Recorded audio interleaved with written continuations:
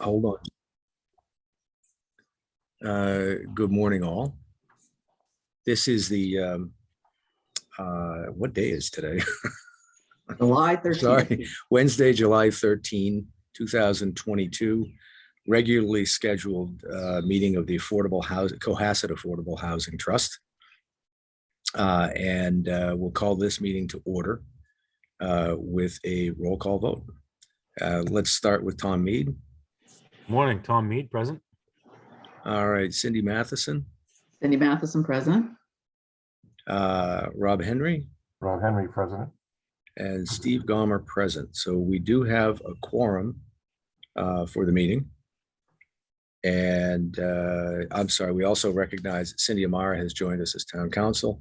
And as ever, our reliable, faithful Lauren Lind is on hand to guide us through the landmines.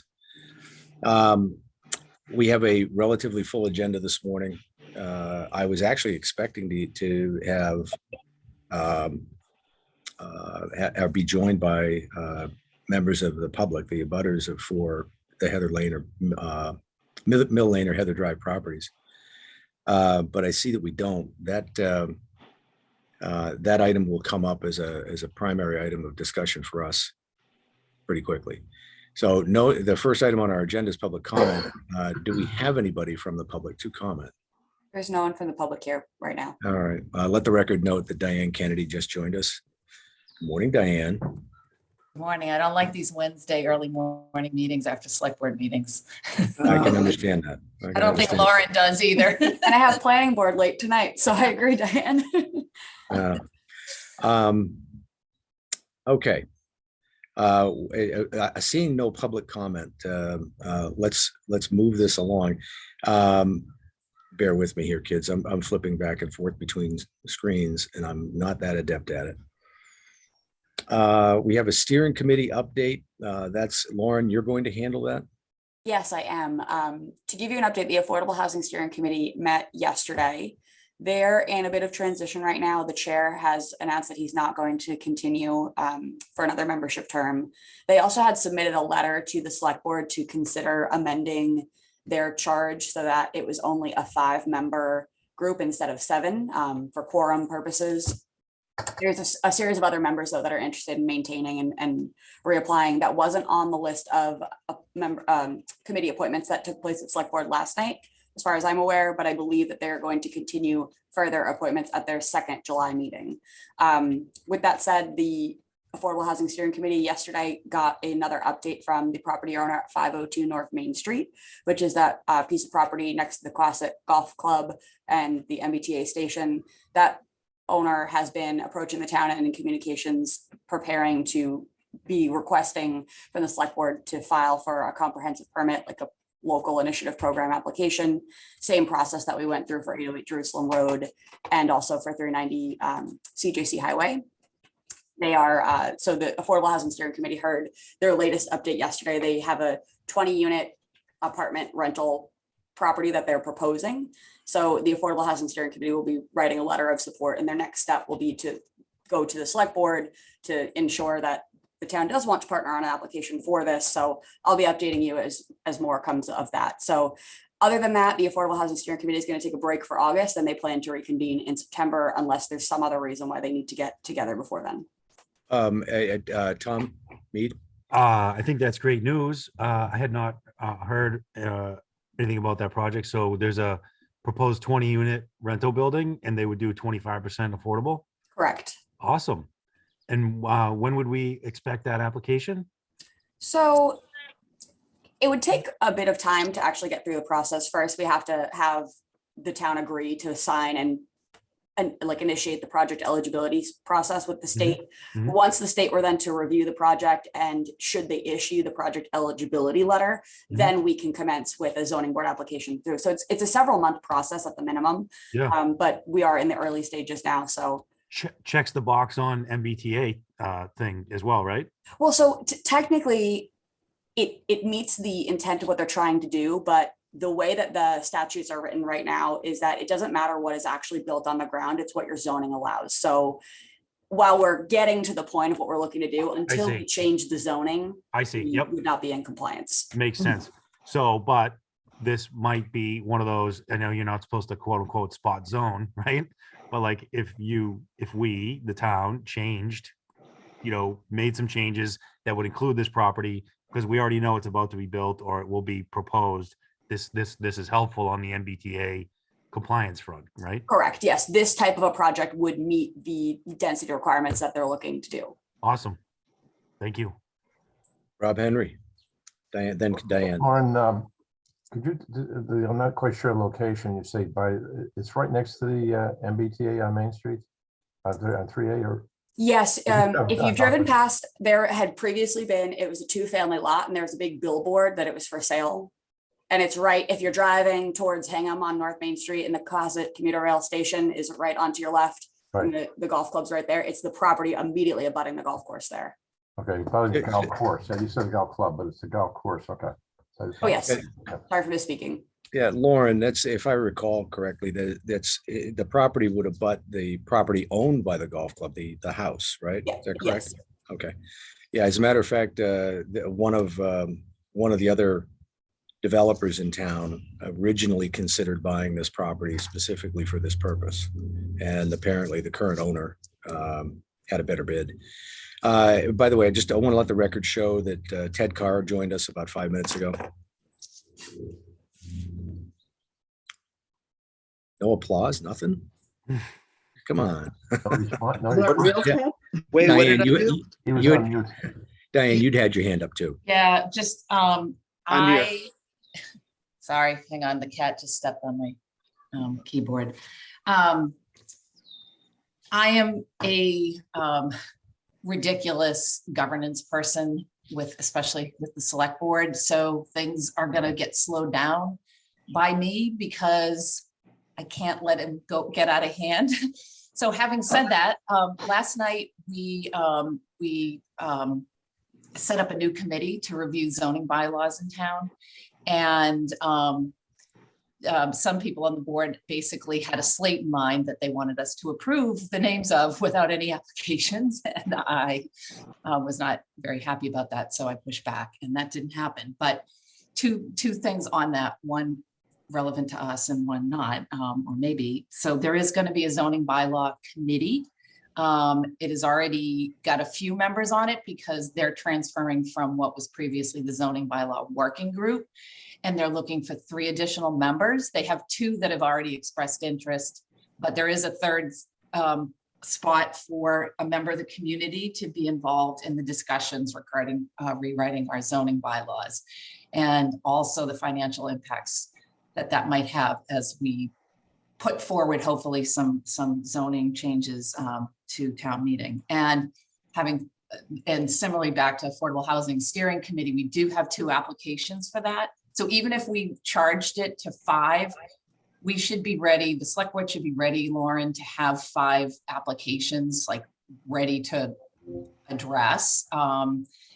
That's different because it's on a new committee, so it's just populating an old committee. So we have Paul Kearse and Beth Tarpey's applications in. So I'm gonna poke the other 3 and just remind them to make sure there's an application in our packets so that we can make those appointments whenever that happens. And then, assuming we bring it down to 5, which I think we will, because, we do want committees to work and function. Then Some of you do. some of us do. So anyway, that's all. Just trying to get everything organized and happening as fast as we can. But if we have to rewrite the rules every time we're at a meeting, things don't happen. Rob Henry, I'm sorry. Tom Mead, other corner.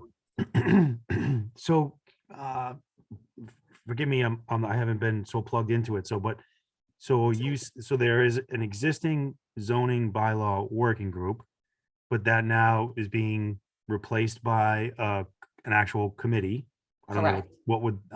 I don't understand maybe exactly what the difference is. No, you don't want to go into that. but Okay, fine. Yeah. And then, so would that committee, what's the constitution of that committee? And would this be one of those situations where, like, for example, like you have a lot of liaisons typically, right? Like, so would AHT send a liaison to that committee, or should I put my hand up as a citizen? I guess is what I'm asking. Yeah, so, Can I weigh in on this?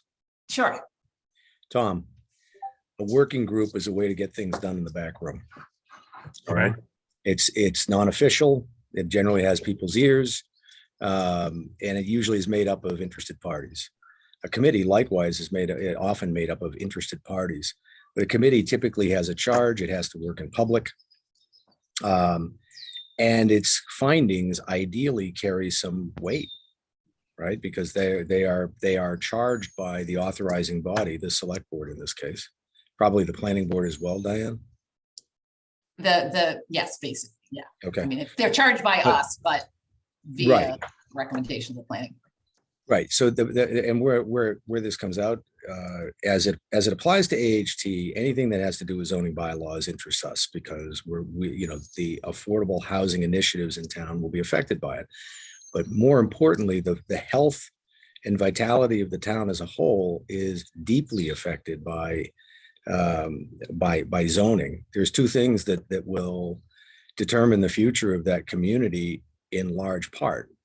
And one of them is zoning, and the other of them is wastewater treatment. So, and the two actually do go hand in hand.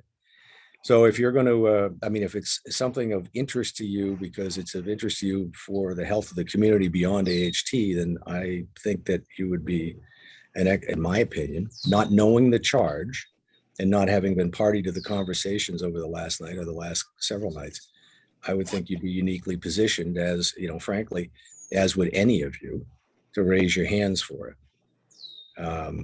Because whatever that committee decides to do, and so long as it has a vibrant voice, you'll get a lot of attention. And, my guess is that it's the only place that you're going to be able to surface what otherwise would be a topic so controversial that no one standing for election wants to take them on. Okay, so I guess my specific question, so there is no like liaison, there's not going to be any of those setups? Correct. And actually that was intentional because the zoning bylaw working group were all liaisons, and it's just very, very difficult for people that are serving on other committees. Understood. Having said that, people that are being proposed or have already been appointed to that committee all sit on other committees. So Yeah. the answer is, the short answer is yes, if you're interested, you should give me a call and I can send you the charge. Okay, will do. Yep, thank you. Cindy Matheson. One point, I'm jumping ahead to communications across the town for Affordable Housing Trust, but being able to have some members from the Affordable Housing Trust sitting on other committees and vice versa, being able to sit in on ours as listeners is one of the recommendations from other towns running their Affordable Housing Trust and keeping communications as clear and open as possible. So I would endorse Tom for sure participating with zoning. Yep. Okay. Are we done on this topic? All right, let's move on to Heather Drive and Mill Lane.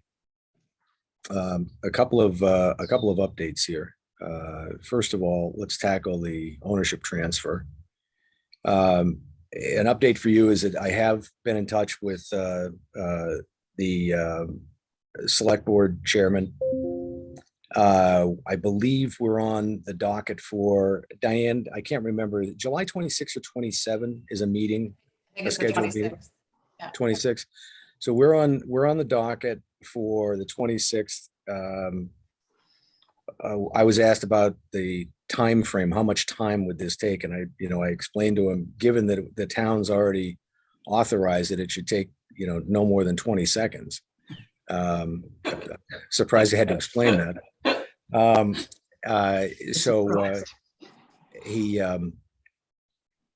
He's got us on for 10 minutes.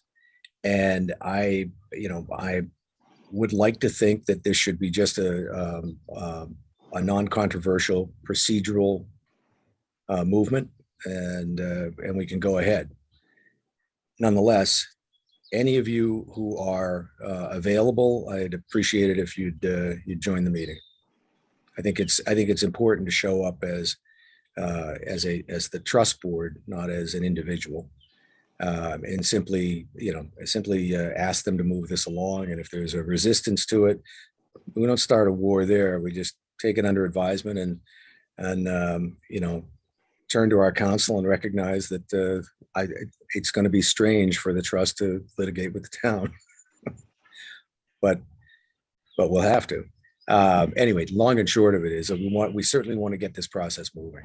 Cindy Amara, I see your hand up. I'm just somewhat confused by what the holdup is and what exactly you are on the docket to do. Four. Yeah, very good question. The holdup, and I think as best I can tell, the stated reason is we've got so many things to handle. This isn't showing up on the front of our list. Okay. And the unstated reason is that at least two of the selectmen have received direct phone calls and entreaties from abutters, and they're realizing that there's a modicum of unpopularity with the decision, and therefore they want to back off and make it go away.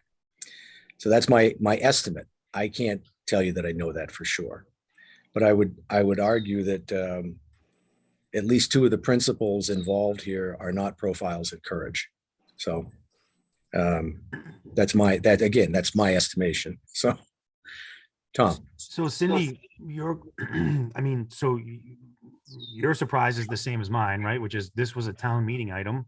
It seems it should be a formality. Are we walking into that select board meeting again, not trying to create a problem in a public meeting, but are we effectively showing up there saying, okay, what do you need from us? We need a signature from you. We're effectively showing up there saying, sign the papers, old man.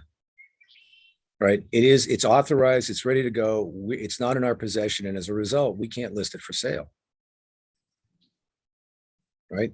There's nothing, look, Cindy, correct me if I misunderstood you earlier. We could, I suppose, list it for sale because it's been authorized, but I can see nothing worse than not being able to execute our initial transaction simply because we didn't go through the steps of deed transfer. Right? We can't go through the steps of deed transfer until the current holder of the deed transfers it to us. So the reason for this is I'd received word from a few sources, well placed in the with select board activities, who encouraged this approach to publicly request action to get it moving, right? Because otherwise it could sit there for 6 months. And you might That's fine. remember, I'm not that the very specific question I'm asking Cindy is, are we doing anything except showing up there and saying, hi, this was approved. Can you please sign that piece of paper that's in front of you? Right? Shouldn't it be that simple, Cindy? Yes, it should be that simple. I mean, I'm not even quite sure why we even need to have a meeting, but I mean, in theory, I get what Steve's saying. You should be going there saying, hi, remember us, we now own this property according to town meeting. Can you please draft a deed? And you can volunteer me to work with town council because it shouldn't be a big deal to transfer the deed. we're going to, the initiative, Cindy, you may remember, was left with town's general counsel, Right. and nothing's happened. And I've talked with the town manager, and his take on it is the select board wasn't going to put it on the agenda. I believe they have to actually sign off on this. And so sign off on it means, like, I believe sign off on the deed, They do have to sign the deed. right? That's the reason for going there is, please take action. And we can offer at that point, if they seem to be overwhelmed, that our council at our expense can draft the deed. Do we have any indication that there's an outside chance that the deed can be prepared for them to execute on that date? Diane? I'm like, blah, blah, blah, blah. I mean, I absolutely think that's what the agenda item should be, execution of the deed. And the deed needs to be in our packets to take action on. I think coming and saying, hi, where is it at is playing a political game that I don't think is in the best interest of anyone, in the community in particular. And I wonder if Cindy should just reach out to town council or to Chris Senior and then town council and just say, listen, we want to get this ready to roll and have board sign it on the 26th. Tell you what, I first of all, I agree. Hadn't even thought of using that approach. So, if you all are in favor of that, and I can't see why we wouldn't, then I would ask, I would suggest we just ask Cindy to make that outreach, probably start with Chris first. Yeah. Right. And I believe Chris is, I shouldn't say I believe, Chris is fully aware of the circumstances. And I think he'd like to have this one off the docket. And Lauren, likewise, if you can, communicate with Chris at the composition of that July 26th agenda, simply make sure that the agenda item is for deed execution. And I would also say that we don't need an agenda item for deed execution either. I mean, it literally could be, and this happens all the time, town meeting made this vote. We endorsed it. I mean, it doesn't matter whether we were all No, against it. Town meeting I- voted it. So it should be Chris and Tracy reaching out to us and saying, hey, can you guys stop by and sign the deed? I mean, that's literally how these things work. Listen, I'm fully in favor of it, but at the same time, I recognize the personalities involved. And I suspect that one of the reasons, Diane, it's political. One of the reasons I want to bring this forward in a public meeting is to make sure that there's action taken on it. I've had a separate conversation with one of the other select board members who effectively said, we don't want to do anything about this right now. I understand. I know Lauren has her hand up. I would just Oh, I'm say sorry, that yeah. I wouldn't pull we want the public forum unless we need to. All I right, think we first need to try to get the deed prepared and have the select board members stop by. listen, all things considered, I would much prefer to have that done and off the agenda and not have one more date on July for us.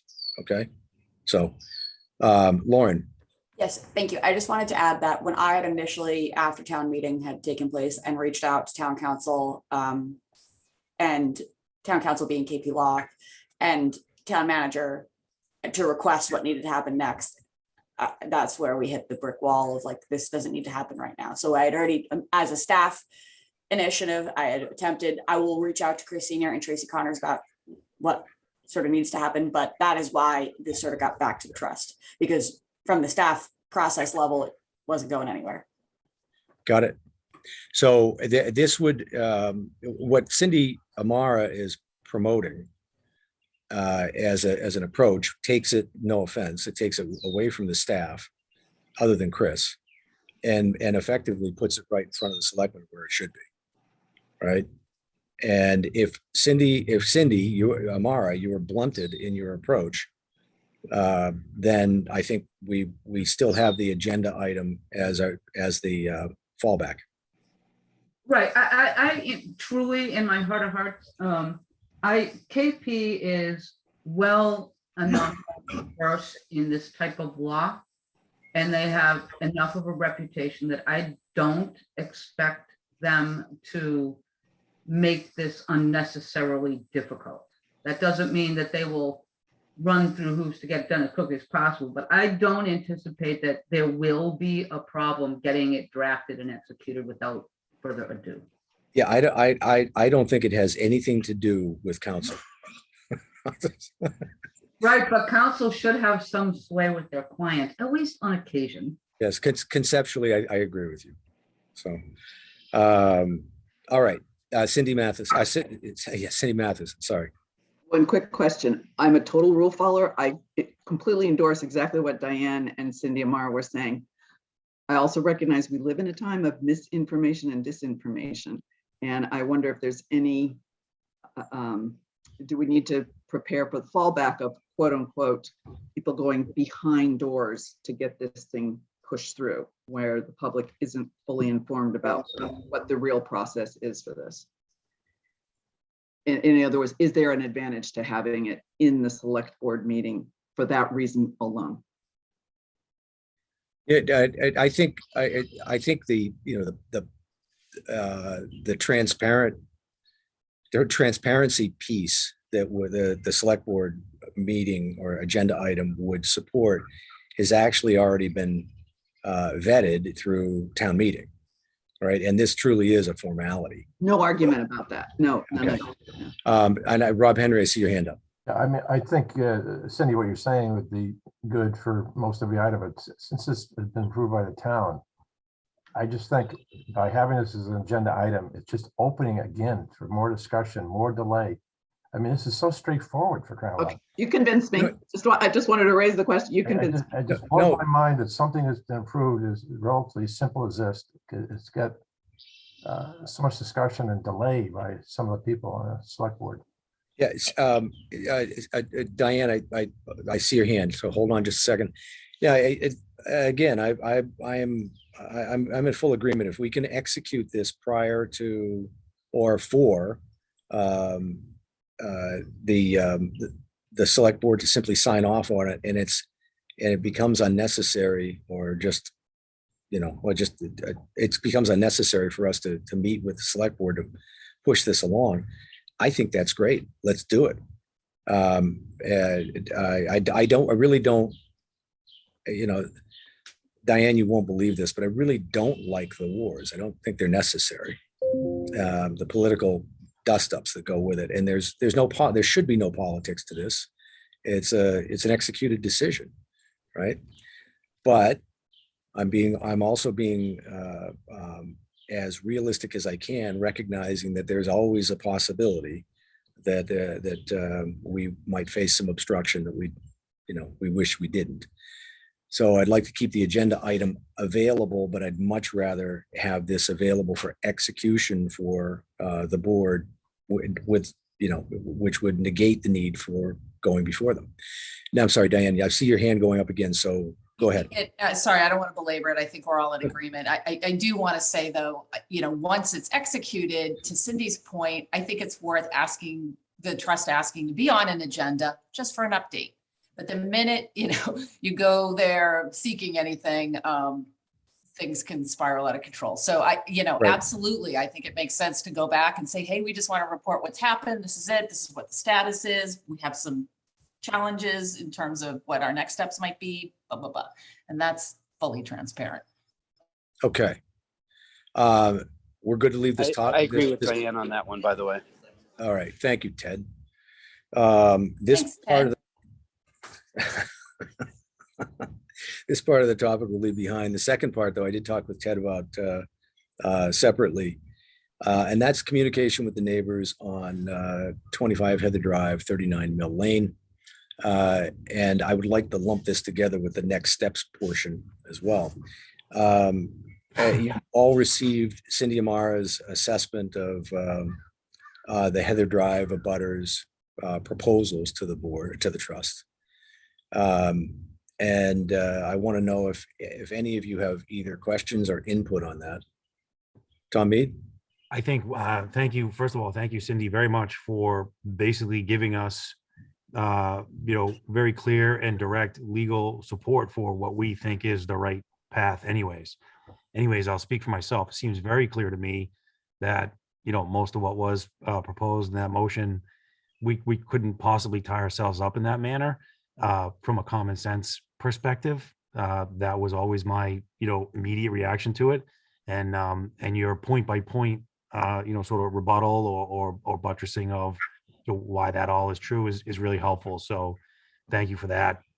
I'll call it like asked and answered, as far as, what we want to do is keep the line of communication open with the neighbors, but we own the property. And we have a fiduciary responsibility as trustees of the Affordable Housing Trust to maximize the value of the property towards our end of providing additional affordable housing for the community, in concert with community character and all the rest. We've identified our anticipated approach with respect to Heather Drive, which is to sell that property at to a market developer, not to ourselves, go after any type of affordable housing development on Heather Drive. I asked, answered, debated in public forums, like no sweat, like we got to move forward. Once we own it, we got to put out the RFP to, and this is the RFP part of it, which I thought I remembered from 808. 808, maybe not even 808, but Elm, right? So I was peeking Yeah. at Elm as a private developer, and I know I thought there was an RFP to hire the real estate agent. So that's really where, like, I want to get into like nitty gritty next steps. Appreciate that both Mill Lane and Heather Drive abutters want to be involved in the process. Completely appreciate it. Welcome it. I hope they show up at future public meetings. And we should continue to communicate directly and clearly with them. And that'll include what are the next steps.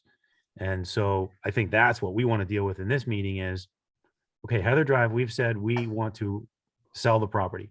Do we put it out ourselves, right, as RFP, like we did with Jerusalem Road? Where we let anybody come in and then we have our own process by which we consider responses to an RFP, or are we actually hiring a realtor? And if that's the case, I think that's the sort of, in my view, Heather Drive, let me ask a specific question, sorry. On Heather Drive, if we are to market the property for sale, are we bound? Are we required to issue our own RFP out to the public to say, hey, we're selling this piece of property. Come tell us what you would do with it and how much you would pay? Or are we hiring a realtor? And if we're hiring the realtor, what does that process entail?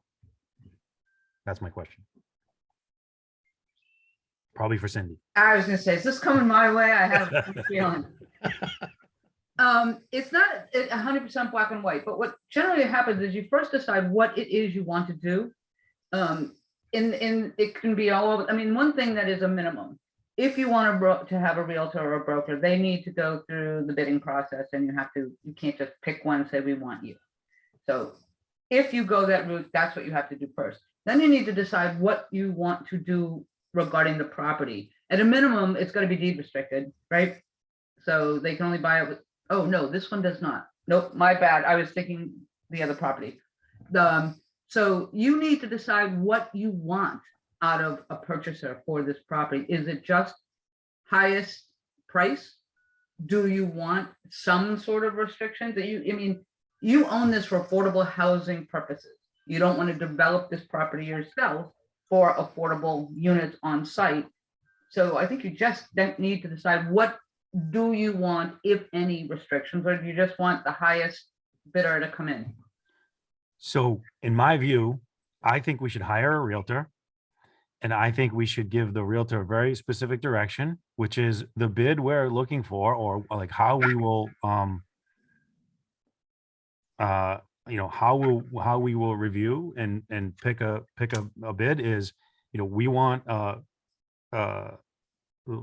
no contingency, quick close. Like that's what we're trying to do here, is maximize value to the trust, right? And so that means, highest dollar, no contingencies. We're not looking to go for a permitting ride with somebody, right? Somebody's not going to say, hey, I'll give you 500,000 for the lot subject to my, receipt of a single family permit, right? We want a no contingency offer, no contingency, no permitting contingency, no finance contingency, like as clean as possible. That's like the direction we give to the realtor. What comes in from the public, we don't know, right? I think we want to stay out of an RFP process for this. It seems too clumsy.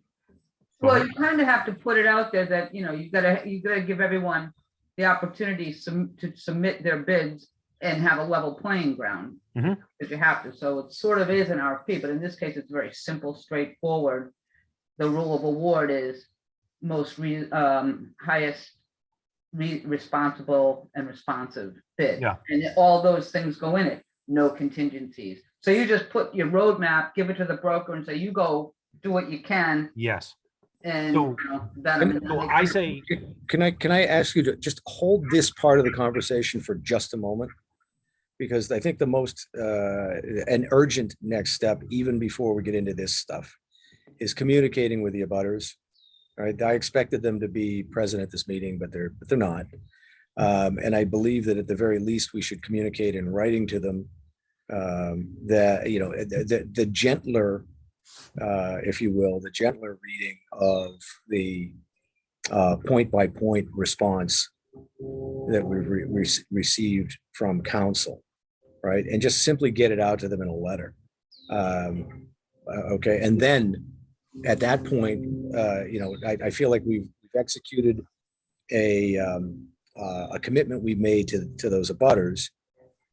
Now let's move on to the next steps for actually executing, which is, Tom, where you're going. And if I may though, Steve. Rob, after Tom finishes. But this is my exact point is this, like, if we flush this stuff out, we can respond very clearly directly to the abutters, point by point.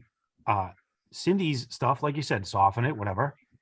But also, like, we're going to address most of what their concerns are anyways. Of course we are. We have a fiduciary responsibility to maximize the value of the property. We're not going to sell it to somebody who can't close, right? You know, No, some of the that's stuff right. that they had, you know, concerns about, we will be able to address if as a board, we have this discussion and decide like what marching orders we want to give to the Realtor. That's also helpful in our communication, our next communication to the abutters. I'm not, by the way, just so you understand, my comment is not meant to delay action. I think they're parallel tracks. That's all. I Yeah. simply want to make sure that part of the action we're taking in next steps is fulfilling the verbal commitment we made to the abutters in communicating with them clearly, right? Here's the road we're going down. Here's why. Our response to your initial proposal is as follows.